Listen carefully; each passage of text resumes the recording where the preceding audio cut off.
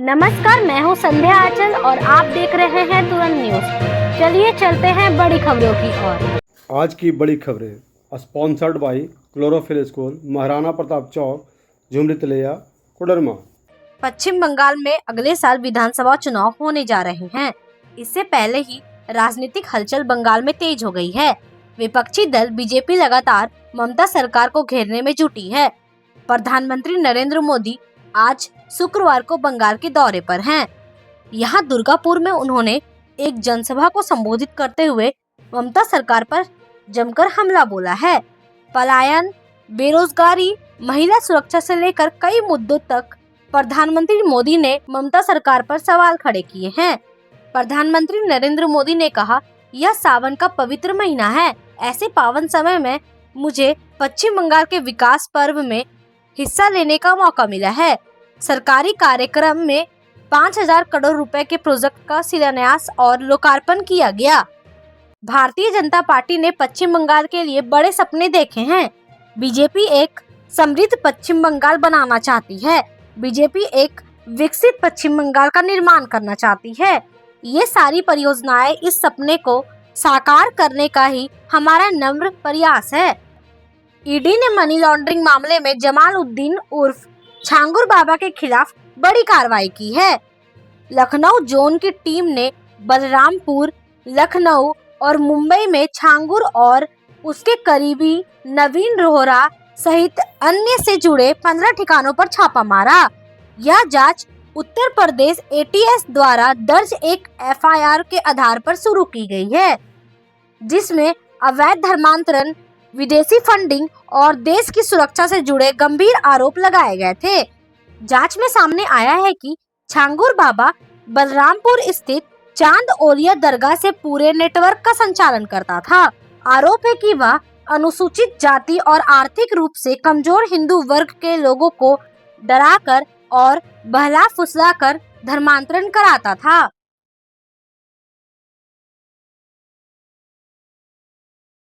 कर्नाटक के मंगलुरु पुलिस को बीती रात बड़ी सफलता मिली है। पुलिस ने रोहन सल्दाना नाम के जालसाज को गिरफ्तार किया है। उस पर आरोप है कि वह फर्जी लोन और जमीन सौदों के नाम पर लोगों से 50 लाख रुपए से लेकर 4 करोड़ रुपए की ठगी किया करता था। रोहन जपन मोगारू का निवासी है। पुलिस कमिश्नर सुधीर कुमार रेड्डी और असिस्टेंट कमिश्नर रविश नायक की टीम ने आधी रात छापेमारी कर उसे गिरफ्तार किया है। उसके आलीशान हवेली में छिपे तहखाने, गुप्त दरवाजे, दुर्लभ पौधे और महंगी विदेशी शराबों का जाखिरा मिला है, जिसे देख पुलिस भी चौंक गई है। वहीं पुलिस को 40 करोड़ के बैंक के ट्रांजैक्शन मिले हैं।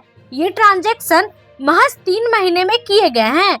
उसके खिलाफ एफआईआर दर्ज की गई है और पुलिस अन्य पीड़ितों से सामने आने की अपील कर रही है। पुलिस अब मनी लॉन्ड्रिंग जैसी बड़ी धोखाधड़ी से भी संबंधों की जांच कर रही है। गुरुग्राम लैंड डील मामले में ईडी ने रॉबर्ट वाड्रा के खिलाफ मनी लॉन्ड्रिंग का केस दर्ज किया है। इस मामले पर सुनवाई 24 जुलाई को होगी। कांग्रेस के वरिष्ठ नेता राहुल गांधी ने वाड्रा के खिलाफ ईडी की इस कार्रवाई पर प्रतिक्रिया दी है। राहुल गांधी ने सोशल मीडिया पोस्ट पर कहा कि मेरे जीजाजी को पिछले 10 सालों से यह सरकार परेशान कर रही है। उनके खिलाफ यह ताजा चार्जशीट उसी का हिस्सा है।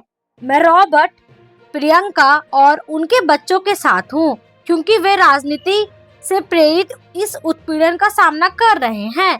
मैं जानता हूँ कि वे सभी किसी भी तरह के उत्पीड़न का सामना करने के लिए तैयार हैं और वे गरिमा के साथ ऐसा करते रहेंगे, क्योंकि आखिरकार जीत सच्चाई की होगी।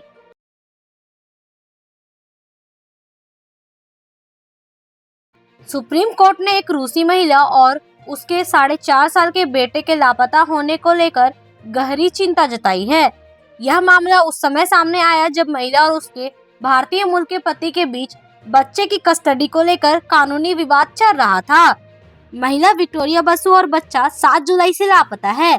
पति सैक्ट बसु की याचिका पर सुनवाई करते हुए न्यायमूर्ति ने पुलिस को मां बेटे को तुरंत तलाशने का निर्देश दिया है।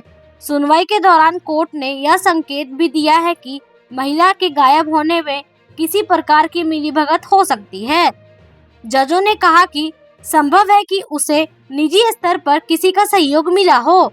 दरअसल सैक्ट बसु ने आरोप लगाया है कि 4 जुलाई को उन्होंने अपनी पत्नी को रूसी दूतावास के पिछले दरवाजे से अंदर जाते हुए देखा।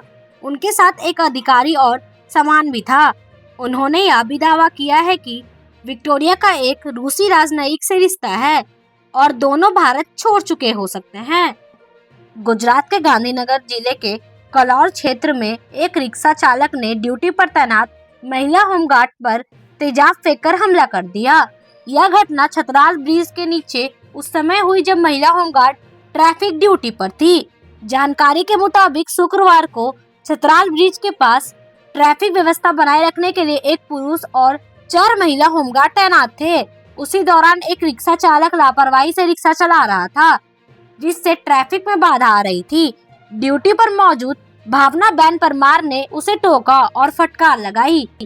इस बात से नाराज होकर रिक्शा चालक अपने घर गया और घरेलू उपयोग का तेजाब लाकर लौट आया। वह तेजाब की बोतल लेकर उसे ट्रैफिक पॉइंट पर पहुंचा और बोतल के ढक्कन के छेद से तेजाब महिला होमगार्ड पर छिड़क दिया। इसके बाद वह वहां से फरार हो गया। घटना की जानकारी मिलते ही कोलर तालुका पुलिस ने तुरंत कार्रवाई करते हुए आरोपी अशोक रावत की पहचान की और उसे गिरफ्तार कर लिया।